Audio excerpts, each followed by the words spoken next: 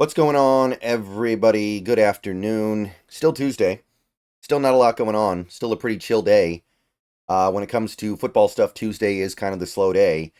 Waiting for practices tomorrow. Waiting for word on Mike McDonald and his wife and soon-to-be kid. So today's a good day to talk about something a little more frivolous. Something like the Pro Bowl. Something like individual accolades. Like, individual accolades and Pro Bowl berths are not really going to put you in the playoffs, right? And that's what we care about. We want this team to win games, get in the playoffs, win playoff games, and eventually win a championship.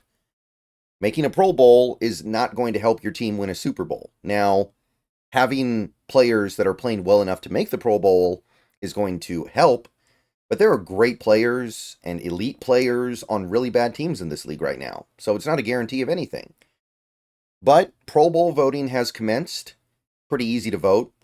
And as of right now, last I checked, the only Seahawk that is on track to maybe make the Pro Bowl is Julian Love. Laviska was on track to make the Pro Bowl, but I seriously doubt he would have after what happened on Sunday, and he's off the team now anyway.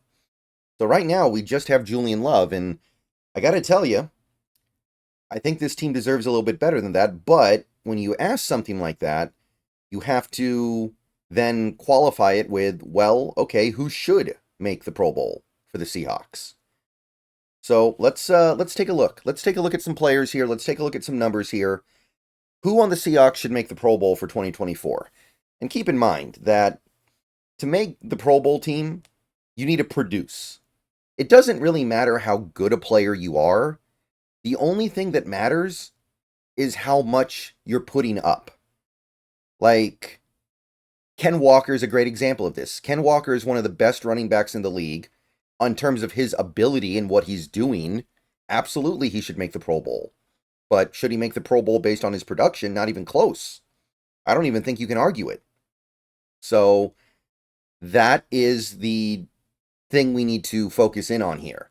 You need to produce at a Pro Bowl level to make the Pro Bowl.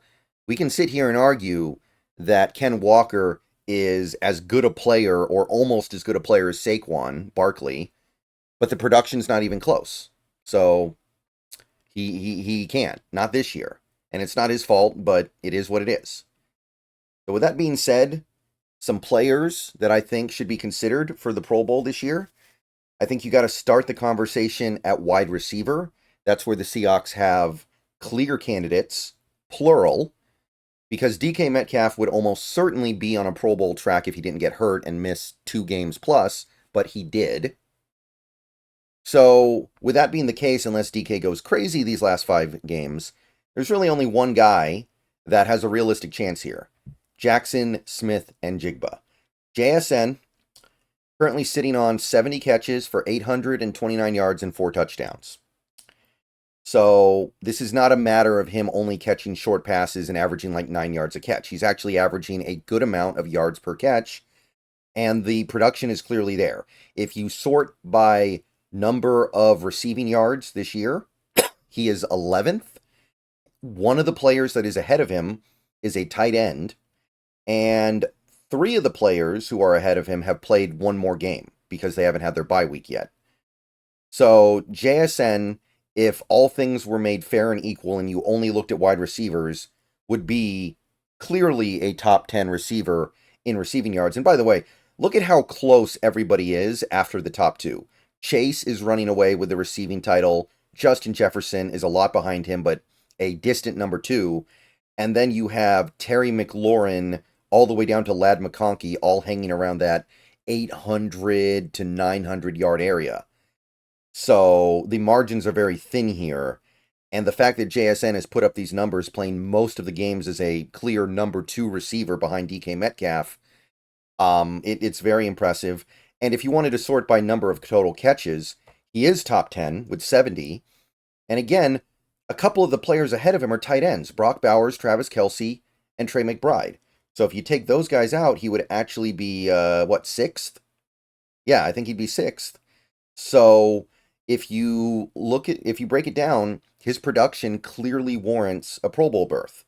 And the fact that his best game came in a game where he was the number 1 option because DK Metcalf was out, I think should help.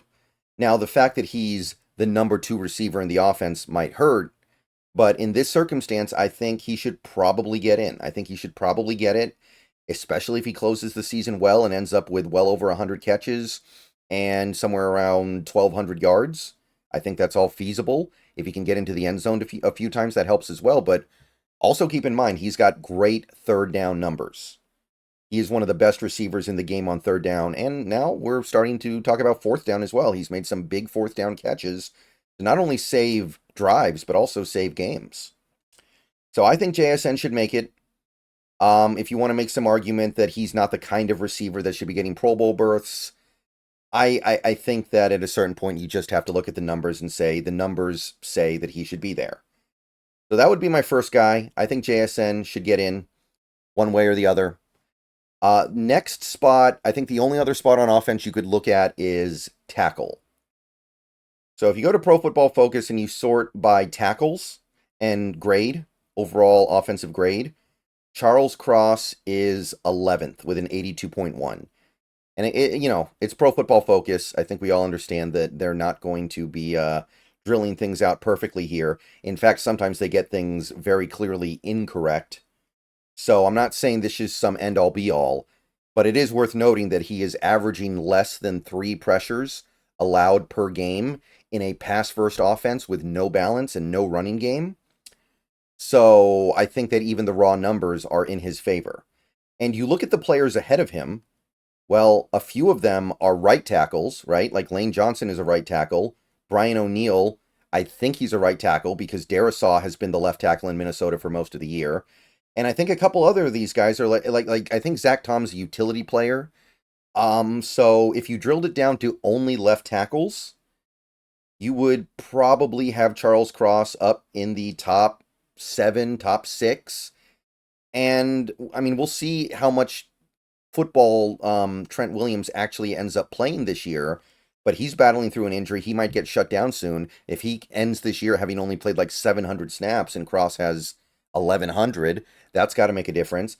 You got the number 1 guy here is Jordan Maitaya. He's played 520 snaps this year. That's 300 snaps less than Cross as is. In fact, of the players in the top 11 here, you can drill it down to the top 12. Cross has the most snaps played. He's the only guy who's broken 800 snaps played. So I think that Cross should at least have a chance. I don't know if he should, but he should at least be on the cusp, and I'd love to see him get in, and I think that based on his play and based on the numbers, he should, personally. But that's really it for the offense. Those are the only 2 guys I think you can argue, unless DK detonates over the next 5 games, which I'm not going to rule it out. DK is one of those receivers that can just randomly have a 170-yard catch in a game and not do that much else the rest of the game, but you look up and he's got 130 yards and 2 touchdowns, and you're like, wow. And then he can do that in game after game after game. So I'm not ruling it out, but as of right now, I think those are your 2 guys. We go over to the defense. There's really only one guy, but what a one guy it is, right? Leonard Williams. So let's start with Pro Football Focus, where Leonard Williams is currently the 4th ranked interior defensive lineman, behind only Cameron Hayward, Dexter Lawrence, and Chris Jones, with an 85 overall grade. So just by going by raw Pro Football Focus grades, he deserves to not only be a Pro Bowler, but probably an All-Pro as well, based on his all-around play. And if you want to sort by sacks, total number of sacks in the NFL, Leonard Williams is 19th with 7 sacks, right? 7. Most of the players ahead of him, in fact, almost every player ahead of him, is either a defensive end or a linebacker. So when you narrow it down to only interior defenders, the only guy ahead of Leonard Williams is Dexter Lawrence. And Dexter Lawrence, by the way, plays a lot of nose tackle, I believe, so he doesn't even really play the same position as Williams, but he's another interior defender. Clearly, he should be up there as well. But the only interior defender that is ranked higher in sacks this year than Leonard Williams is Dexter Lawrence. And if you want to find the next interior defender on the list, you go down to like Brian Brissy at 25 and Cameron Hayward at 30th. right? Because there's a lot of ties down here because of the nature of there not being a lot of sacks. So I think pretty clearly when you add in the fact that he's also been good against the run, and by the way, the pick six is nice too. I know it's just one play, but it's a hell of a play. I think that Leonard Williams pretty clearly deserves to be a Pro Bowler this year, and he might be the All-Pro. He might be the All-Pro. Also, it looks like the Seahawks defense is going to end up with a pretty decent ranking this year. If they keep it up, they're going to be top 10. I know they were bad for a while there, but Leonard Williams has been kind of the keystone of a defense that has just completely turned it around. So I would say that would be your main guy. But that's kind of it, right? That's kind of it. Like, there's nobody else on the defensive line. Neither of the inside linebackers have been here long enough. Like, I think Ernest Jones will be kind of disqualified just because he was traded mid-season, and people aren't going to know how to treat that, right? Like, he went from the AFC to the NFC. He went from the Titans. He spent the first part of the year on a team as bad as the Titans. I don't think people are going to look at him. I will say I think he's played at a borderline Pro Bowl level, but I don't know if I would give it to him. None of the edge rushers have done enough to be Pro Bowl caliber. I mean, again, you look at this list, you look at some of the top sackers, guys who have 10 or 11, almost 12 sacks in the case of Hendrickson, and then you're looking at Mafe and Hall who have like 5 or 6 sacks. It's not the same. They're not the same. Not on the same level. And I actually don't think Julian Love has been Pro Bowl worthy this year. I know that he's currently getting the votes for it, and maybe he gets there, and if he does, good for him, but I don't think so. I don't think either corner has been Pro Bowl worthy. Maybe they're both close, but I think there's been enough problems to where I would say they're cut a little bit short. And if you look at the kicker and the punter, Jason Myers and Michael Dixon, they're really not ranked that high. In the case of Jason Myers, I think he's been very good this year. Don't get me wrong. I think he's been really good. He's missed 3 kicks this year. One of them was basically a Hail Mary kick at the end of the half against the Lions. I think it was like 60-plus yards. No real chance of making that. That was an unrealistic ask. That was just kind of like literally a Hail Mary. He missed 1 kick against Miami, and then he had the kick that was blocked against the Giants. That's not his fault. Other than that, he's been money. But look at all these other kickers that have actually been equivalently money, right? Like Harrison Butker. Now he's been hurt. Maybe he won't make it. But a guy like Chris Boswell has been remarkable. Cameron Dicker has been out of this world. Look at a guy like even Nick Folk, Jake Bates. Like, there are too many better kickers to consider Myers, especially when Myers has missed 3 extra points. He's only shooting 90% on field goals, extra points. So nothing there. And while I still love Dixon and I still am very happy he's our punter, if you look at the numbers, he's actually not having one of his better years. He's not top 10 in average punt yards. He's not top 10, or not even top 15 in net yards. His inside 20 count is actually below average or about average for the entire league. He's got 18 punts inside the 20 this year. That's like half of Tommy Townsend, and a lot of punters have more. So he isn't playing like a Pro Bowler, even though he has the talent of one. And some of that is circumstantial. But no, I don't think he should make it either. So I think that's probably it. I think you're looking at JSN, Cross, and Leonard Williams. There are some guys who can make a push here, but they got to start doing some work. All right. See you guys later. Go Hawks. Let me know what you think.